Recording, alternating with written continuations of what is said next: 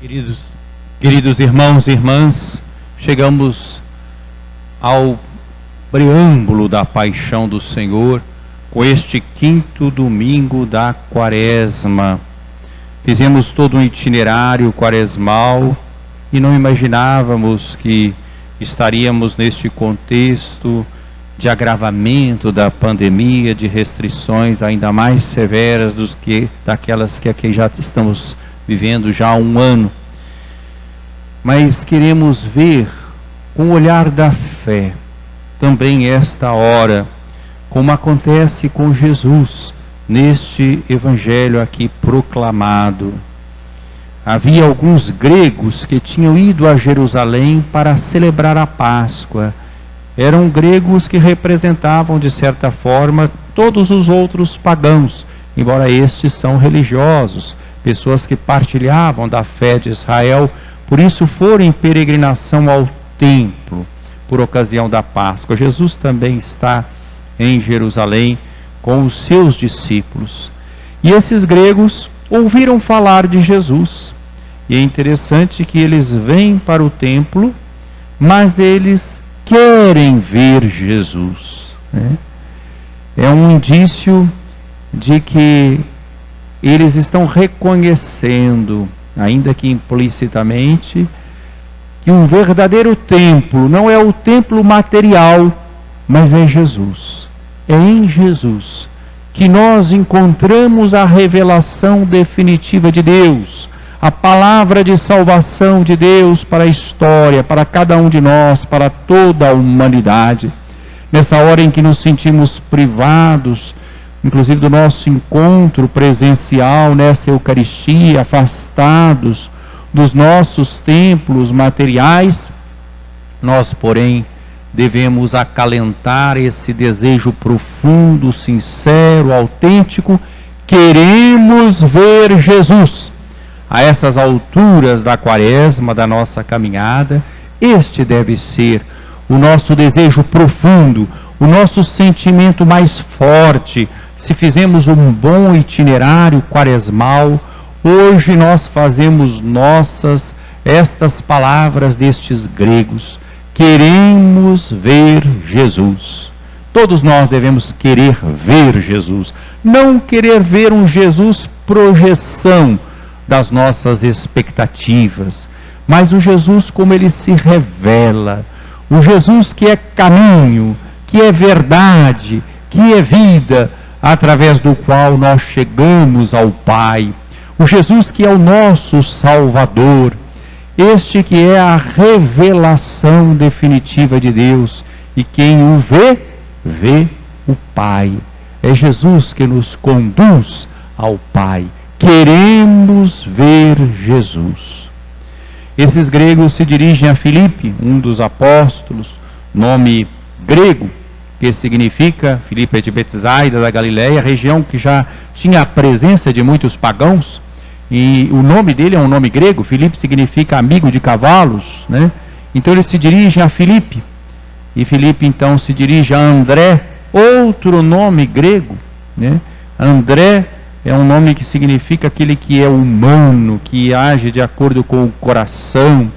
Então os dois nomes são gregos, e esses dois nomes, esses dois apóstolos então se dirigem a Jesus. E quando eles comunicam a Jesus que há um grupo de gregos, estrangeiros, que querem vê-lo, Jesus faz a leitura mais profunda, né? Jesus não vai logo marcando assim a agenda, vamos encontrar então, inclusive porque Jesus estava numa situação ali de ameaça da sua vida, queriam matar Jesus, mas Jesus percebe o desígnio do Pai, o que está acontecendo nessa hora grave da história.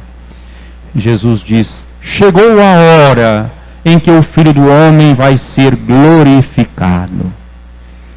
Lembram que no início do Evangelho de João, lá no capítulo 2, nas bodas de Caná, Jesus, que estava com Maria naquela festa, é interpelado por Maria porque aquele casal não tinha mais vinho. E quando Maria diz isso a Jesus, Jesus diz: a minha hora ainda não chegou. Agora chegou a hora de Jesus, a hora dele desposar a humanidade, a hora das núpcias, a hora da nova, eterna aliança. Essa liturgia de hoje, desse 5º domingo da Quaresma, é perpassada por esse tema da aliança. Já na primeira leitura, Jeremias fala de uma aliança. Jeremias, que é um profeta que prefigura o Cristo, é alguém que foi separado desde o ventre materno para exercer a sua missão profética. É alguém que abraçou a vida de total consagração a essa missão, inclusive com o celibato. Jeremias não se casa. É alguém que vai exortar a todos os seus contemporâneos a uma conversão, a uma fidelidade à aliança. É alguém que vai advertir as lideranças de Israel e o povo de que, do jeito que eles estavam andando, eles iriam conhecer a amarga experiência do exílio. É alguém que é preso, que é incompreendido, que é caluniado, que é espancado, que é ameaçado de morte, porque diz a palavra do Senhor. Jeremias é a figura do Cristo. E hoje nós vemos no capítulo 31 do profeta Jeremias, um dos textos mais belos do Antigo Testamento, onde Jeremias trata de 3 temas aqui importantes, e é um texto que quase que já tem sabor de evangelho. É tema do Antigo Testamento, é texto do Antigo Testamento, mas ele tem um sabor de evangelho. Ele fala de uma aliança. Concluirei com a casa de Israel e a casa de Judá uma nova aliança. O povo de Israel é marcado pela primeira aliança que Deus estabeleceu. A aliança é esse compromisso que Deus estabelece com o seu povo, que nem sempre é bilateral. Muitas vezes a iniciativa era só gratuita, daquele que é alguém que tem um certo poder, um certo destaque, é um sinal de benevolência, mas há também um pacto de correspondência nessa aliança do Antigo Testamento. Eu serei o vosso Deus, vós sereis o meu povo. Sabemos que o povo foi infiel a essa aliança. Por isso Jeremias fala de uma nova aliança. Concluirei uma nova aliança.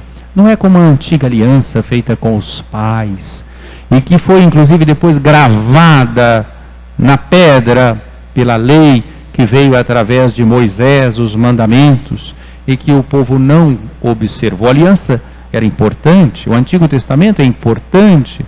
O Antigo Testamento é uma pedagogia para chegar até Jesus. O Antigo Testamento é uma orientação de vida, mas não tem a força da graça que nos vem por Jesus Cristo. Por isso se fala de uma nova aliança, que é selada no sangue do Senhor. Vou concluir uma nova aliança, assim como a aliança, não como a aliança que fiz com seus pais e que eles violaram. Essa será a aliança que concluirei com a casa de Israel. Imprimirei minha lei em suas entranhas e hei de inscrevê-la em seu coração. Fala então de aliança e fala de lei, mas uma lei que não é a letra, né? Uma lei que vai ser impressa no coração, né? E que vai trazer um conhecimento novo. Serei seu Deus e eles serão meu povo. Não será mais necessário ensinar um ao outro, dizendo: conhece o Senhor. Todos me reconhecerão. Tema da aliança, tema da lei, tema do conhecimento. Todos me reconhecerão, do menor ao maior, diz ao Senhor, pois perdoarei a maldade e não mais me lembrarei de seu pecado. Então vejam como tem um sabor de evangelho, porque fala de um Deus que nos fala ao coração. É isso que Jesus percebeu quando esses gregos, portanto representando todos os pagãos, gente que não pertencia ao povo de Israel, quer ver Jesus. Jesus discerniu aí o sinal de que a sua hora chegou. A sua hora de ser revelado a toda a humanidade, não só ao povo de Israel, porque Israel era na verdade um povo missionário, povo eleito, mas para levar o nome do Senhor a todos os povos. Mas como foi infiel, Deus, que permanece fiel, nos dá o seu Filho, para que essa nova aliança selada no seu sangue pudesse trazer a salvação para todos. E Jesus vai interpretar de fato esse momento, essa sua hora, como uma hora de glorificação. Chegou a hora em que o Filho do Homem vai ser glorificado. Mas nós sabemos que essa é a hora da cruz. é a hora das trevas, é a hora da paixão. Estamos entrando na semana das dores, na semana da paixão. Que glorificação é essa? É claro que é uma glorificação diferente daquela que muitas vezes nós buscamos nos moldes do mundo. A glorificação de Deus é a manifestação do seu amor inclusivo, do seu amor misericordioso, é a promoção da fraternidade, é a promoção do diálogo, é a promoção do amor, como diz a campanha da fraternidade deste ano. Então nós vemos que Jesus interpreta a sua hora como uma hora em que ele dá a prova maior de amor. E ele usa uma parábola, como tantas vezes ele fez ao longo da sua vida. Ele nos fala através de imagens, imagens que nos falem ao coração, não simplesmente ao intelecto, mas que nos impulsionem a uma vida nova. Se o grão de trigo que cai na terra não morre, ele continua só um grão de trigo. Mas se morre, então produz muito fruto. Jesus está mostrando o significado da sua morte. Por isso é que eu digo que é um preâmbulo da paixão. Não é uma morte de desesperado, de fracasso, mas é uma morte que tem fecundidade. É como o grão de trigo que morre e que produz muito fruto. E Jesus vai mostrar o que é o verdadeiro valor da vida. Não é a preservação da vida no sentido de cultivar os nossos instintos egoístas, nossas ambições, nossas vaidades. Quem se apega à sua vida, perde-a. Mas quem faz pouca conta da sua vida neste mundo, conservá-la-á para a vida eterna. Jesus está falando de uma verdadeira vida, de uma vida nova. Se alguém me quer servir, siga-me, e onde eu estou, estará também o meu servo. Se alguém me serve, meu Pai o honrará. O verdadeiro cristianismo não é um conjunto doutrinal, por mais elevado que pudesse ser. O verdadeiro cristianismo não é ideia, não é mensagem, por mais belas que pudessem ser. O verdadeiro cristianismo é o seguimento de uma pessoa. O cristianismo é Cristo. E um cristianismo sem seguimento de Cristo não é cristianismo, é ideologia, como tem tantas por aí, polarizando as posições do ponto de vista ideológico, político e até religioso, com pessoas às vezes se degladiando, às vezes até em nome de princípios religiosos e políticos, e fazendo o papel do inimigo do gênero humano, que divide, que é diabólico, ao invés de promover a fraternidade e o diálogo como compromisso de amor. Jesus está mostrando que quem me serve, meu Pai o honrará. É preciso seguir o caminho de Jesus, e o caminho de Jesus é o caminho do amor e do serviço até a morte de cruz. Isso não é um caminho fácil. Jesus diz claramente: agora sinto-me angustiado. Vejam que é antes ainda do Getsemane, é antes ainda do momento em que Jesus vai abençoar sangue, e com os seus discípulos, antes de ser preso, ele ora ao Pai.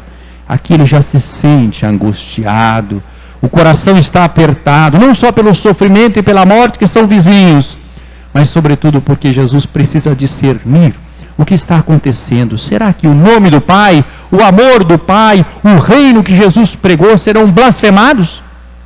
Será que as pessoas vão então olhar para o fracasso da morte de Jesus, fracasso aparentemente, sob o olhar puramente humano, e vão pensar então que esse reino é uma quimera, uma ilusão, que Jesus realmente seria alguém que não revelou Deus como Pai amoroso, Salvador? Então ele se sente angustiado. Que direi? Diz ele: Pai, livra-me desta hora. Mas foi precisamente para esta hora que eu vim. Jesus não foge da cruz, não foge do sofrimento. Pai, glorifica o teu nome. Veja o diálogo de Jesus, meus queridos irmãos. Às vezes nós pensamos que Deus deve só nos libertar das situações adversas. Estamos numa pandemia, estamos numa hora de trevas, não é verdade? Será que nós teríamos coragem de rezar como Jesus e buscar compreender nessa hora de trevas a realização de um projeto salvífico de Deus, que nos leva a ser mais humildes, mais fraternos, mais dialogais, mais capazes de buscar o essencial e nos desapegarmos de tantas ambições, vaidades, concorrências, de tanta situação de indiferença, de insensibilidade de um para com o outro. Será que nós não estávamos e ainda estamos num ritmo de vida enlouquecedor e que nos aliena da nossa dignidade de filhos e filhas de Deus, de irmãos e irmãs uns dos outros? Será que essa não é justamente uma hora da graça, embora seja a hora do sofrimento da cruz, da pandemia e com tantas mortes? Meus queridos irmãos, nós devemos querer ver Jesus, repito, não como projeção do Jesus das nossas expectativas, um Jesus para o nosso consumo, um Jesus que não nos incomode, um Jesus que seja quebra-galho, um Jesus que seja simplesmente aquele que atende os meus pedidos para eu continuar egoísta como era no princípio, agora e sempre, por todos os séculos. Não, meus irmãos, queiramos ver o verdadeiro Jesus que nos impele à metanoia, à conversão, que nos traz a nova aliança, em que nós aprendemos no coração o verdadeiro amor de Deus, que nos faz amar e servir no seguimento de Jesus. Pai, glorifica o teu nome, e a voz do Pai se faz ouvir. Eu o glorifiquei e o glorificarei de novo. A multidão ouve, pensa que é um trovão, outros pensam que é um anjo que falou, permanecem ainda no nível superficial de compreensão. Às vezes nós estamos vivendo quaresma, às vezes vamos viver a Semana Santa ainda de uma forma superficial, só pensando que é trovão, só pensando que é alguma coisa extraordinária, um anjo que falou. Ou nós estamos dispostos a mergulhar na espessura da cruz, da noite de trevas, da escuridão, com Jesus e na companhia de Maria, para ressurgirmos vitoriosos com a Páscoa do Senhor? Jesus diz claramente: agora é o julgamento deste mundo. Às vezes a hora das trevas, a hora da pandemia, a hora da provação, é a hora do julgamento. É muito fácil ser cristão quando tudo vai bem, quando nós temos saúde, quando nós estamos com festa, quando nós fazemos o que nós queremos, quando nós não sofremos nenhuma penúria, nenhuma restrição. O difícil é ser fiel a Jesus quando a dor bate à nossa porta. O difícil é ser fiel ao Senhor quando nós precisamos mudar a nossa vida e renunciar a tantas coisas. É agora o julgamento deste mundo, é nessa hora que nós mostramos quem somos, é na hora das dificuldades, não na hora das facilidades. Agora o chefe deste mundo vai ser expulso, e eu, quando for elevado da terra, atrairei todos a mim. Que elevação da terra é essa? É num trono? É na cruz? O trono do Cristo é a cruz, é a paixão que nós agora vamos meditar, seguindo o Senhor ao longo dessa semana e mais intensamente ainda durante a Semana Santa. Não banalizemos a paixão do Senhor, não banalizemos a cruz do Senhor, não banalizemos as dores da Virgem Maria, que esteve ao lado do Senhor na sua obra salvadora. Quando eu for elevado da terra, atrairei todos a mim.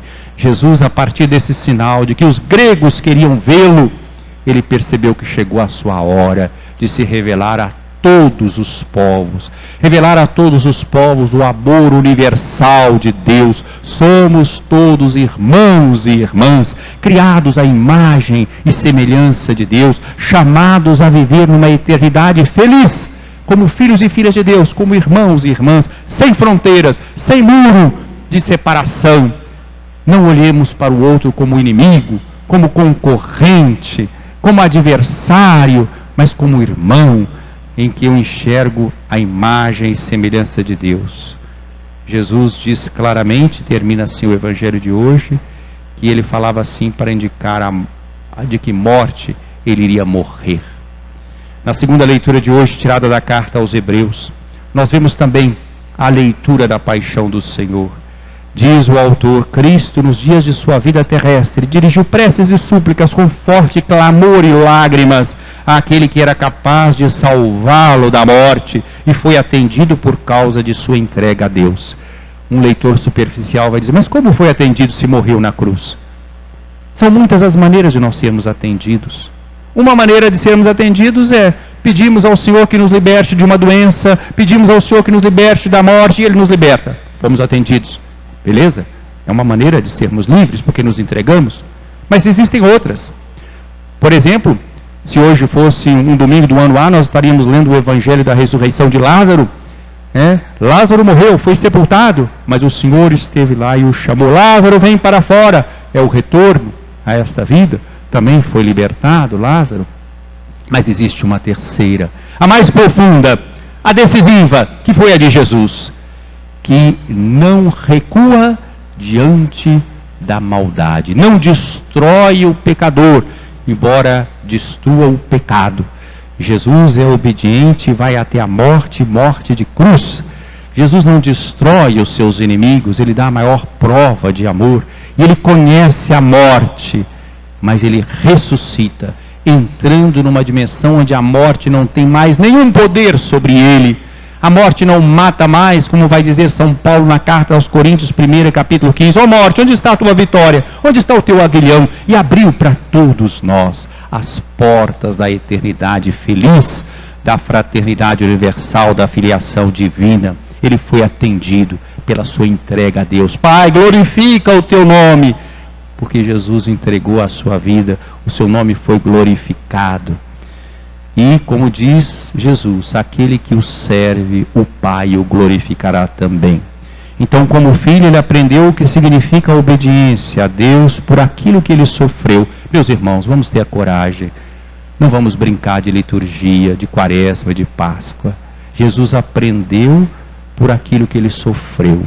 Será que nós não vamos aprender nada com essa pandemia? Será que nós não vamos aprender nada com esse sofrimento? Será que nós não vamos aprender nada com tantas mortes, quase 300 mil no Brasil? Será que nós não vamos aprender nada com tanto sofrimento de tantas pessoas? Ele aprendeu o que significa obediência a Deus por aquilo que ele sofreu. Na consumação de sua vida, tornou-se salvação eterna para todos que lhe obedecem. Peçamos essa graça. Se estamos abertos ao Espírito Santo, se fizemos um bom itinerário quaresmal, peçamos essa graça. Senhor, que eu possa aprender na hora das trevas, que eu possa aprender em meio ao sofrimento, que eu possa buscar o essencial, que eu possa me configurar cada vez mais a Jesus Cristo, que eu possa contemplar as dores de Maria e que ela nos coloque com seu Filho, para que, vencendo o pecado e a morte na união com Ele, nós experimentemos a vida plena que Ele nos trouxe pela sua Páscoa. Quando eu for elevado da terra, atrairei todos a mim. Louvado seja nosso Senhor Jesus Cristo. Para sempre seja louvado.